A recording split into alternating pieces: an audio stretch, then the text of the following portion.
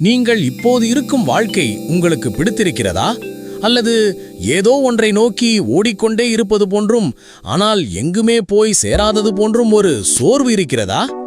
சுற்றி இருக்கும் மனிதர்கள் உங்களை மதிக்கவில்லை என்ற கவலை உங்களை அரிக்கிறதா? என்னால் எதையுமே சாதிக்க முடியவில்லையே என்ற சுய நிராகரிப்பில் ஒவ்வொரு இரவும் உங்கள் தலையணை நனைகிறதா? நிறுத்துங்கள். உங்கள் வாழ்க்கையை, உங்கள் சிந்தனையை, உங்கள் எதிர்காலத்தை அப்படியே தலைகீழாக மாற்றப்போகும் ஒரு பயணம் இதோ உங்களுக்காக தொடங்குகிறது. நூற்றாண்டுகளுக்கு முன்பு உலகையே தன் ஒற்றை விரலசைவால் கம்பீர குரலால் உலுக்கிப் போட்ட ஒரு தீர்க்கதரிசி, இளைஞர்களின் இதய துடிப்பு சுவாமி விவேகானந்தரின் பிரபஞ்ச விதிகளான 10 தத்துவங்களைத்தான் நாம் பார்க்கப் போகிறோம். இது வெறும் பேச்சல்ல, உங்களை நீங்களே செதுக்கிக் கொள்ளப் போகும் ஒரு மந்திர கண்ணாடி. தயாராக இருங்கள். தத்துவம் 1. நீ என்ன நினைக்கிறாயோ அதுவாகவே ஆகிறாய். விவேகானந்தர் மிக அழுத்தமாக சொன்ன முதல் தத்துவம், நீ எதை நினைக்கிறாயோ அதுவாகவே ஆகிறாய். உன்னை பலவீனன் என்று நினைத்தால் பலவீனனாக மாறுவாய். உன்னை வலிமையானவன் என்று நினைத்தால் வலிமையானவனாக மாறுவாய். ஒரு நிமிடம் யோசித்து பாருங்கள். தினமும் காலையில் எழுந்ததுமே உங்கள் மனம் உங்களுக்குள் என்ன பேசுகிறது? இன்றைய நாள் எனக்கு சரியாக அமையாது, என்னை யாருக்கும் பிடிக்காது, நான் ஒரு தோல்வியாளன். இப்படி எதிர்மறை எண்ணங்களை விதைத்தால் உங்கள் வாழ்க்கை எப்படி மலரும்? ஒரு காட்டில் சிங்கம் ஒன்று பிரசவிக்கும் போது இறந்து விடுகிறது. அதன் குட்டி ஆடுகளின் கூட்டத்தோடு சேர்ந்து வளர்கிறது. அது தன்னை ஒரு ஆடு என்றே நினைத்துக்கொண்டு புல் தின்று மே என்று கத்தி பயந்து பயந்து வாழ்கிறது. ஒரு நாள் ஒரு பெரிய சிங்கம் அந்த ஆட்டுக்கூட்டத்தை தாக்குகிறது. இந்த சிங்கக்குட்டியை பயந்து ஓடுவதைக் கண்டு பெரிய சிங்கம் அதிர்ச்சி அடைகிறது. அந்த சிங்கக்குட்டியை ஒரு குளக்கரைக்கு இழுத்துச் சென்று தண்ணீரில் அதன் முகத்தை காட்டுகிறது பெரிய சிங்கம். பார், நீ ஆடு அல்ல, நீயும் ஒரு சிங்கம் என்கிறது. அந்த கணமே தன் சுயரூபத்தை உணர்ந்த அந்த சிறு சிங்கம் காடே அதிரும்படி கர்ஜிக்கிறது. நண்பர்களே, நீங்களும் ஆட்டுக்கூட்டத்தில் வாழும் சிங்கங்கள்தான். உங்களை சுற்றியிருப்பவர்கள் உங்களை ஆடு என்று சொல்வதை நம்பாதீர்கள். உங்கள் எண்ணங்களை மாற்றுங்கள். என்னால் முடியும், நான் வலிமையானவன் என்று பிரபஞ்சத்திற்கு குரல் கொடுங்கள். உலகம் உங்கள் காலடியில் விழும். தத்துவம் 2. ஒரே ஒரு லட்சியம். சுவாமி விவேகானந்தரின் மிக பிரபலமான உலகை உலுக்கிய வாசகம் இதுதான். ஒரு கருத்தை எடுத்துக்கொள்ளுங்கள், அந்த ஒரு கருத்தையே உங்கள் வாழ்க்கையாக்குங்கள், அதையே கனவு காணுங்கள், அந்த எண்ணத்திலேயே வாழுங்கள். இன்றைய இளைஞர்களின் மிக பெரிய பலவீனம் என்ன தெரியுமா? பல கட்ட சிந்தனைகள். இன்று யூடியூபரை பார்த்தால் யூடியூபராக வேண்டும் என்று தோன்றும். நாளை ஒரு தொழிலதிபரை பார்த்தால் பிசினஸ் செய்ய வேண்டும் என்று தோன்றும். மறுநாள் ஐடி ஊழியரை பார்த்தால் கோடி கோடியாக சம்பாதிக்க வேண்டும் என்று தோன்றும். இப்படி 10 படகுகளில் கால் வைத்தால் என்ன நடக்கும்? நடுக்கடலில் மூழ்கித்தான் போக வேண்டும். விவேகானந்தர் கூறுகிறார், உங்கள் மூளை, தசைகள், நரம்புகள், உங்கள் உடலின் ஒவ்வொரு பகுதியும் அந்த ஒரு லட்சியத்தால் நிறையட்டும். மற்ற எல்லா எண்ணங்களையும் தள்ளி வையுங்கள். இதுதான் வெற்றிக்கான வழி. நீங்கள் எதை அடைய விரும்புகிறீர்களோ அதை தவிர வேறு எதற்கும் உங்கள் மூளையில் இடம் கொடுக்காதீர்கள். அப்போதுதான் அந்த லட்சியம் தீயாக பற்றி எரியும். தத்துவம் 3. எழுமின், விழித்துக் கொள்ளுங்கள். உங்கள் இலக்கை அடையும் வரை நில்லாமல் ஓடுங்கள். இந்த வார்த்தைகளில் இருக்கும் வேகம் இருக்கிறதே, அது தூங்கிக் கொண்டிருக்கும் பிணத்தை கூட எழுப்பி உட்கார வைக்கும். ஆனால் இன்று நாம் என்ன செய்து கொண்டிருக்கிறோம்? அலாரம் அடித்ததும் அதை அணைத்துவிட்டு மீண்டும் தூங்குகிறோம். சோம்பேறித்தனம் என்ற போர்வையை தலைவரை இழுத்து போர்த்திக் கொள்கிறோம். நாளை பார்த்துக் கொள்ளலாம் என்ற தள்ளி போடும் வியாதி நம்மை பிடித்திழிக்கிறது. விவேகானந்தர் கேட்கிறார், ஏன் தூங்குகிறாய்? இந்த வாழ்க்கை மிகச் சிறியது. மரணம் உன்னை நெருங்குவதற்குள் உலகிற்கு ஏதேனும் ஒன்றை செய்துவிட்டு போ.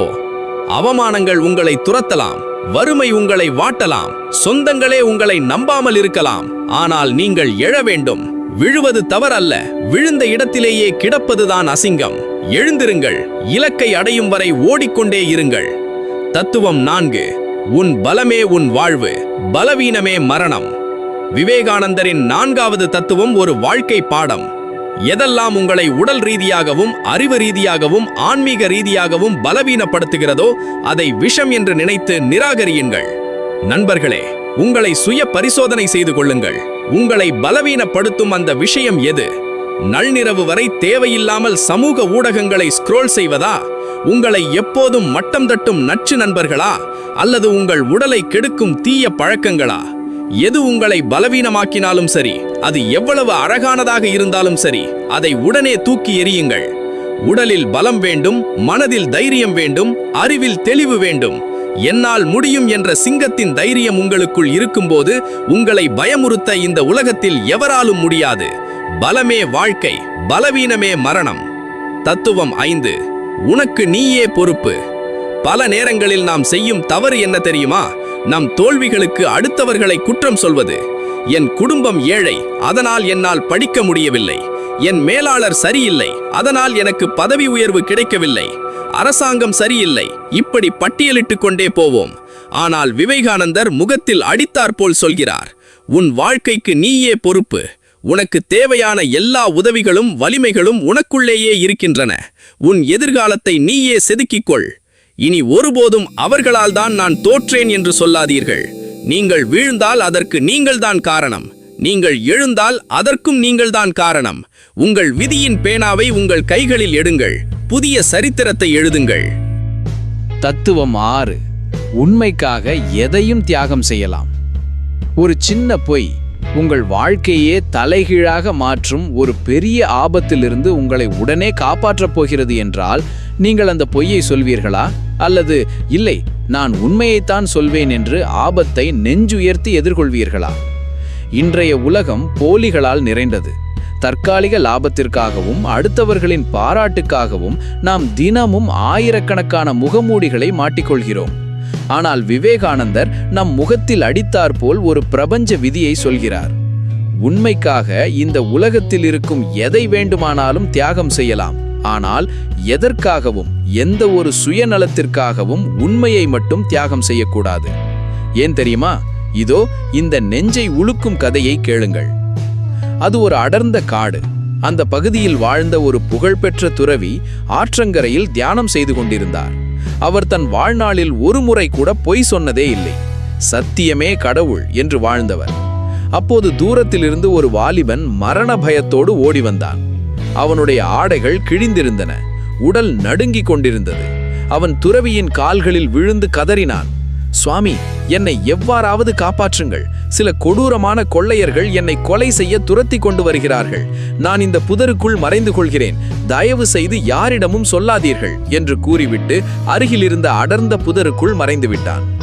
அடுத்த சில நிமிடங்களில் கைகளில் கூர்மையான வாள்களோடு அந்த இரத்த வெறி பிடித்த கொள்ளையர்கள் அங்கே வந்து சேர்ந்தார்கள். அவர்கள் துறவியை மிரட்டும் தொனியில் கேட்டார்கள், ஏய் கிழவரே, இங்கொரு வாலிபன் ஓடி வந்தானே, அவன் எங்கே? ஒழுங்காக சொல்லிவிடு, இல்லையென்றால் உன் தலையை வெட்டி எறிந்து விடுவோம். துறவிக்கு இப்போது ஒரு மிகப்பெரிய தர்ம சங்கடம். உண்மையை சொன்னால் அந்த அப்பாவி வாலிபனின் உயிர் போய்விடும். பொய்யை சொன்னால் அவர் வாழ்நாள் முழுக்க காப்பாற்றிய சத்தியம் தோற்றுவிடும். தன் உயிரை காப்பாற்றிக் கொள்ள அவர் ஒரு சின்ன பொய் சொல்லி இருக்கலாம். ஆனால் அந்த துறவி என்ன செய்தார் தெரியுமா? கொள்ளையர்களின் கண்களை நேருக்கு நேர் பார்த்தார். மரண பயம் அவர் முகத்தில் இல்லை.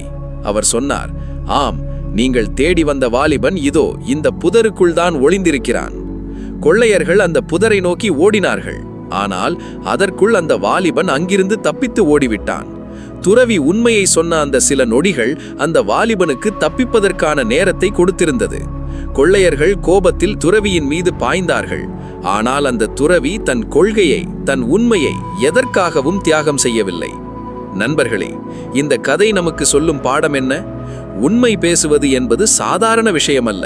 அதற்கு மிகப்பெரிய துணிச்சல் வேண்டும், அசாத்தியமான தைரியம் வேண்டும்.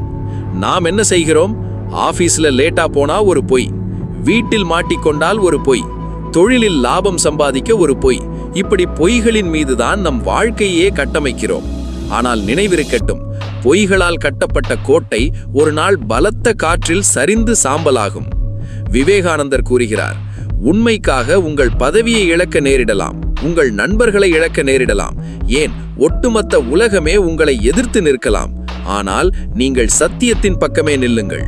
சத்தியத்தின் வழி ஆரம்பத்தில் கடினமாகவும் வதந்திகள் நிறைந்ததாகவும் இருக்கலாம். ஆனால் இறுதி வெற்றி எப்போதும் உண்மைக்குத்தான். உங்கள் மனசாட்சிக்கு உண்மையாக இருங்கள். உங்கள் செய்யும் தொழிலுக்கு உண்மையாக இருங்கள். தற்காலிக லாபத்திற்காக உங்கள் ஆன்மாவை விற்றுவிடாதீர்கள்.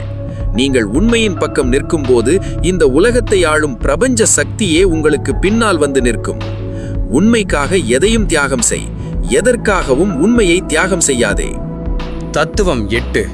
சுயநலமின்மையே ஆன்மீகம் மற்றும் வெற்றி. ஒரு நிமிடம் சுயநலம் இல்லாமல் சிந்தித்து பாருங்கள். நீங்கள் இன்று சம்பாதிக்கும் பணம், உங்கள் சொத்து, உங்கள் ஆடம்பர வாழ்க்கை, இவை அனைத்தும் நீங்கள் இறந்த பிறகு உங்களோடு வரப்போகிறதா? இன்றைய மனிதர்களில் பலரது சிந்தனை எப்படி இருக்கிறது தெரியுமா? நான் நன்றாக இருக்க வேண்டும், என் குடும்பம் சொகுசாக வாழ வேண்டும், என் வங்கிக் கணக்கில் கோடி கோடியாக பணம் சேர வேண்டும்.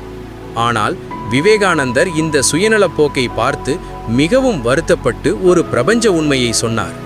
சுயநலம் என்பது மரணம், சுயநலமின்மை என்பதுதான் வாழ்க்கை. யார் பிறருக்காக வாழ்கிறார்களோ அவர்களே உண்மையாக உயிரோடு இருக்கிறார்கள். தன் சுயநலத்திற்காக மட்டுமே வாழ்பவன் உயிரோடு நடமாடும் பிணம். நாம் ஏன் சுயநலத்தை விட்டுவிட்டு பிறருக்கு உதவ வேண்டும்? இதோ ஒரு நெஞ்சை உருக்கும் உண்மை சம்பவம். அது 1898ஆம் ஆண்டு கல்கத்தா மாநகரையே உலுக்கிய பிளேக் என்னும் கொடிய தொற்றுநோய் பரவிய காலம். தினமும் நூற்றுக்கணக்கான மனிதர்கள் கொத்து கொத்தாக மடிந்து விழுந்து கொண்டிருந்தனர். பிணக்குவியல்களால் நகரம் ஸ்தம்பித்தது. அந்த சமயத்தில் சுவாமி விவேகானந்தர் பேலூர் என்ற இடத்தில் தனது ராமகிருஷ்ண மடத்தின் புதிய கட்டிடப் பணிகளை தொடங்கி நடத்தி கொண்டிருந்தார். மடத்தை கட்டி முடிக்க வேண்டும் என்பது அவருடைய நீண்ட நாள் கனவு. ஆனால் மக்களின் அவல நிலையை பார்த்த விவேகானந்தரின் உள்ளம் துடித்தது. அவர் ஒரு நொடி கூட யோசிக்கவில்லை. உடனே ஒரு அதிரடி முடிவை எடுத்தார். மடத்தின் நிலத்தையும் கட்டிடப் பணிக்காக வைத்திருக்கும் சொத்துக்களையும் உடனே விற்றுவிடுங்கள். அந்த பணத்தை கொண்டு நோயால் துடிக்கும் என் மக்களுக்கு மருத்துவ உதவிகளையும் உணவையும் வழங்குங்கள் என்றார். அங்கிருந்த சீடர்கள் அதிர்ச்சியடைந்து கேட்டனர், சுவாமி, இது உங்கள் வாழ்நாள் கனவு. இந்த நிலத்தை விற்றுவிட்டால் நமக்கென்று ஒரு தலைமை மடம் இல்லாமல் போய்விடுமே. அதற்கு விவேகானந்தர் கண்களில் கண்ணீரோடு சிங்கக்குரலில் சொன்னார், நமக்கென்று ஒரு மடம் இல்லாவிட்டால் என்ன, நாம் மரத்தடியிலும் திறந்த வெளியிலும் கூட வாழ்வோம். ஆனால் என் கண்முன்னால் என் நாட்டு மக்கள் வறுமையிலும் நோயிலும் மடியும் போது நான் ஒரு ஆடம்பரமான மடத்தை கட்டி என்ன பயன்? மனிதர்களுக்கு செய்யும் சேவைதான் இறைவனுக்கு செய்யும் சேவை. தன் கனவை தியாகம் செய்து ஆயிரக்கணக்கான ஏழை மக்களின் உயிரை காப்பாற்றினார் அந்த உன்னத துறவி. நண்பர்களே, நான் என் சுயநலம் என்று வாழ்ந்த எத்தனையோ கோடீஸ்வரர்களை இந்த உலகம் இன்று முகவரி கூட இல்லாமல் மறந்துவிட்டது. ஆனால் அன்று பிறருக்காக தன் வாழ்க்கையையே அர்ப்பணித்த விவேகானந்தரை ஒரு நூற்றாண்டு கடந்தும் இன்றும் நாம் நன்றியோடு நினைத்து பார்க்கிறோம். நினைவிருக்கட்டும், நீங்கள் ஒரு பிசினஸ் தொடங்கினாலும் சரி, ஒரு வேலைக்கு சென்றாலும் சரி, அல்லது சமூக ஊடகங்களில் ஒரு வீடியோ கிரியேட்டராக இருந்தாலும் சரி, உங்களின் நோக்கம் வெறும் பணம் சம்பாதிப்பதாக மட்டும் இருக்கக்கூடாது.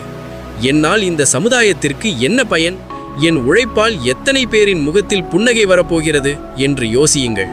நீங்கள் எப்போது உங்கள் சுயநலச் சுவரை உடைத்து பிறருக்காக வாழத் தொடங்குகிறீர்களோ அப்போது உங்களை வீழ்த்த இந்த உலகத்தில் எந்த ஒரு சக்தியாலும் முடியாது. பிரபஞ்சத்தின் ஒட்டுமொத்த ஆசிர்வாதமும் உங்களுக்குள் இறங்கும். சுயநலத்தோடு வாழ்ந்து பிணமாக வாழாதீர்கள். சுயநலமில்லாத அன்போடு வாழ்ந்து வரலாற்றில் இடம் பிடியுங்கள். உங்களால் முடிந்த ஒரு சிறிய உதவியை தினமும் ஒரு ஏழைக்காவது செய்ய தொடங்குங்கள். அதுதான் உண்மையான ஆன்மீகம், அதுதான் உண்மையான வெற்றி. சுயநலத்தை வெல்வோம், சரித்திரம் படைப்போம். தத்துவம் 9. எதற்கும் கலங்காதே, நீ பிரபஞ்சத்தின் குழந்தை. கண்ணாடிக்கு முன்னால் போய் நிற்கும்போது உங்களுக்குள் என்ன தோன்றுகிறது? நான் பார்க்க அழகாக இல்லை, எனக்கு சரியாக ஆங்கிலம் பேச வராது, என்னிடம் காசில்லை, பெரிய பின்னணி இல்லை, நான் ஒரு சாதாரண எளிய மனிதன் என்று உங்களை நீங்களே சுருக்கிக் கொள்கிறீர்களா? அடுத்தவர்கள் உங்களை மட்டம் தட்டும்போது அந்த வார்த்தைகளை நம்பி நள்ளிரவில் தனியாக அழுது கொண்டிருக்கிறீர்களா? நிறுத்துங்கள், உங்கள் அழுகையை துடையுங்கள்.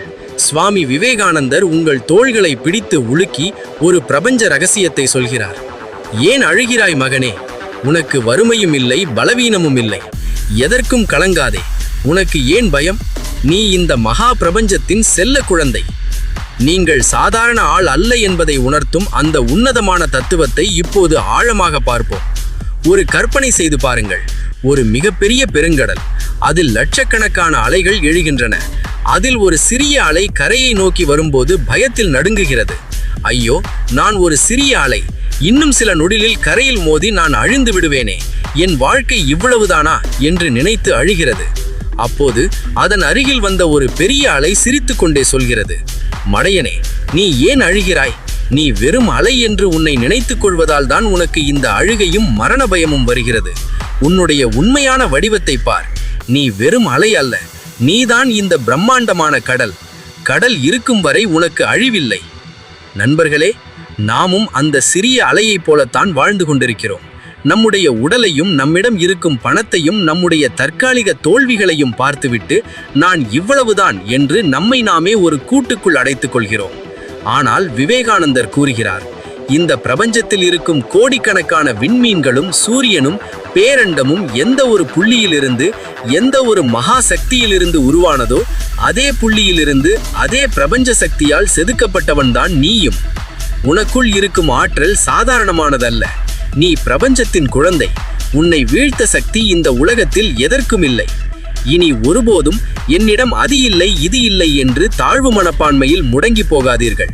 சூழ்நிலைகள் உங்களை சோதிக்கலாம். கடல் அலையைப் போல துரோகங்களும் ஏமாற்றங்களும் வறுமையும் உங்களை தாக்க வரலாம். ஆனால் அதை கண்டு அஞ்சி ஓடாமல் அதை தாங்கி நிற்கும் ஒரு பெரும் பாறையாக நீங்கள் மாறுங்கள். விவேகானந்தர் முழங்குகிறார், உனக்குள் எல்லையற்ற ஆற்றல் தூங்கிக் கொண்டிருக்கிறது. என்னால் முடியாது என்று ஒருபோதும் சொல்லாதே. நீ நினைத்தால் இந்த உலகத்தையே உன்னால் மாற்ற முடியும். கலங்காதே, நிமிர்ந்து நில். உங்களை நிராகரித்த மனிதர்கள் முன்னால், உங்களை அசிங்கப்படுத்திய சமுதாயத்தின் முன்னால் உங்கள் உழைப்பால் நீங்கள் பிரம்மாண்டமாக எழுந்து நிற்க வேண்டும். அதுதான் நீங்கள் இந்த பிரபஞ்சத்திற்கு செய்யும் நன்றி கடன். தாழ்வு மனப்பான்மை என்னும் விலங்கை இன்றோடு உடைத்தெறியுங்கள். உங்கள் கவலைகளை எல்லாம் தூக்கி எறிந்துவிட்டு நிமிர்ந்து உட்காருங்கள். உங்கள் நெஞ்சில் கையை வைத்து ஆழமாக சொல்லுங்கள், எனக்கு பிடிக்கும். என் உழைப்பை நான் நம்புகிறேன். என் எதிர்காலத்தை நான் மாற்றி எழுதுவேன். விவேகானந்தர் முழங்குகிறார், நீ பலவீனன் அல்ல, நீ பாவி அல்ல, நீ ஒரு அற்ப பதர் அல்ல. நீதான் எல்லையற்ற ஆற்றல் கொண்ட பிரம்மம். எழுந்து நில், உன் பலத்தை காட்டு. உன்னை நீ நம்பும்போது உன்னை எதிர்க்கும் அத்தனை சக்திகளும் உன் முன்னால் மண்டியிடும். விழுந்த இடமே உங்களின் முடிவுரை அல்ல. உங்களை வாரி இறைத்த இந்த உலகம் ஆச்சரியப்படும்படி சாம்பலில் இருந்து மீண்டும் உயிர்த்தெழும் ஃபீனிக்ஸ் பறவையாக நீங்கள் சிறகடித்து பறக்க வேண்டும். சுவாமி விவேகானந்தரின் இந்த 10 தத்துவங்களும் வெறும் பேச்சல்ல, உங்களை செதுக்கும் உன்னத ஆயுதம். சோம்பேறித்தனத்தை உடைத்தெறியுங்கள், பயத்தை விரட்டுங்கள், லட்சியத்தை நோக்கி முதல் அடியை எடுத்து வையுங்கள். நினைவிருக்கட்டும், எழுமின், விழிமின், குறிக்கோளை அடையும் வரை நில்லாது உழைமின். உங்கள் வாழ்க்கை மாற